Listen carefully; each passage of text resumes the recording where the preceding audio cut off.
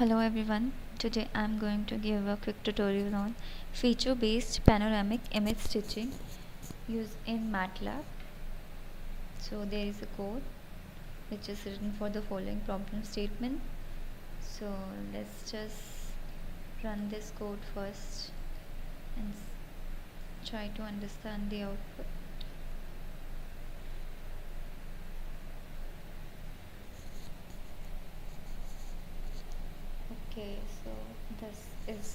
This is the output. uh, this These are some set of images which we have loaded in as the input. Like you can see, there's actually a picture of a building but in pieces. Like there is a left subset, right subset, middle subset. So these are not completed, so we need to stitch this panorama. So let's and after pre-processing we just stitched it and we get this complete image.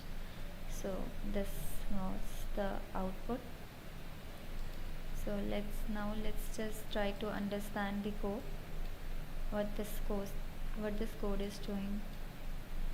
Okay, in this video I'm basically showing how to automatically create a panorama using feature based image registration techniques.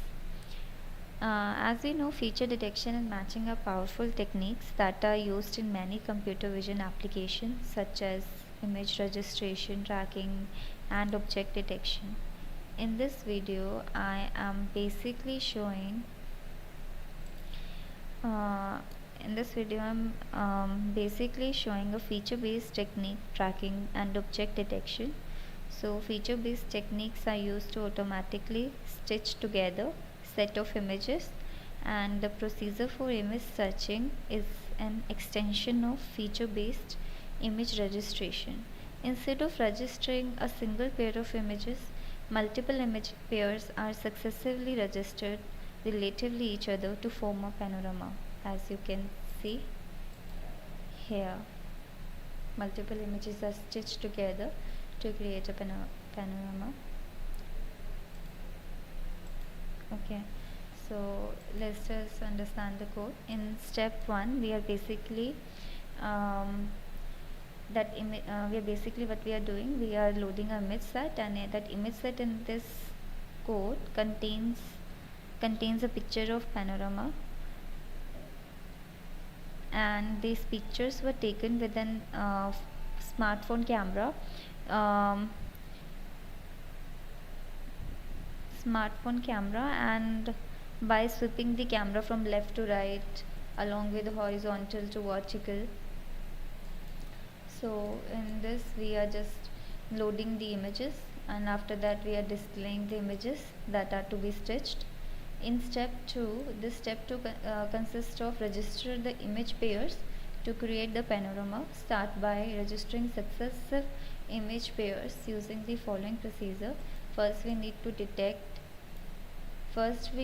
detect and match features between, and estimate the geometric transformation and compute the transformation that maps into the building image.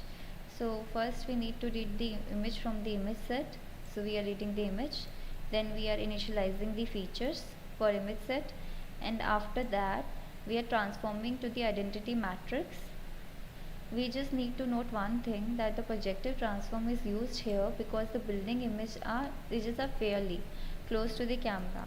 So we had the scene being captured from a further distance, and affine transform would suffice. After that I am initializing the variable to hold image sizes. Then I am iterating over remaining image pairs.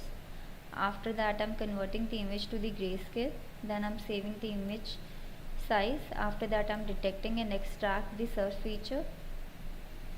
After that I am finding the correspondence between the iterator from n to n minus 1. After that, what are we doing? We are estimating the transformation between the images from n to n minus 1, then we are computing the matrix, transformation matrix. After that we are computing the average limit for each transform and find the image that is in the center. After that we are inverting the center image, and then we move towards the step 3. Step 3 basically is to initialize the building, that is the panorama image. In this, now we create an initial empty panorama to which all the images are mapped. See, you can see this output.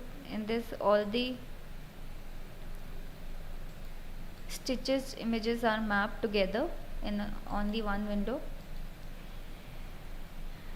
Then we use the output limit method to compute the minimum and maximum output limits over all transformations.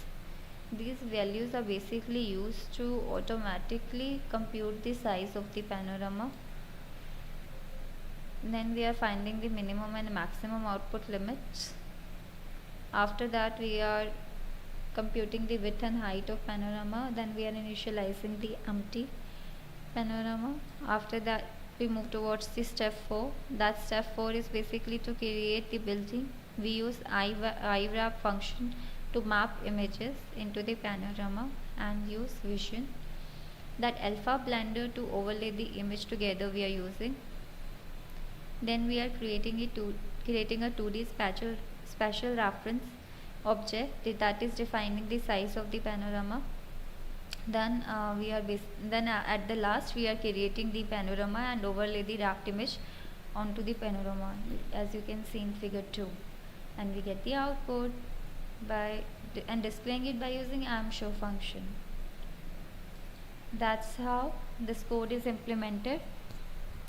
Now you can use any you can apply this code on any other images. You just need to pass the set of images that need to be stitched together, and you will get the output which are stitching the images and mapped it. Thank you for watching.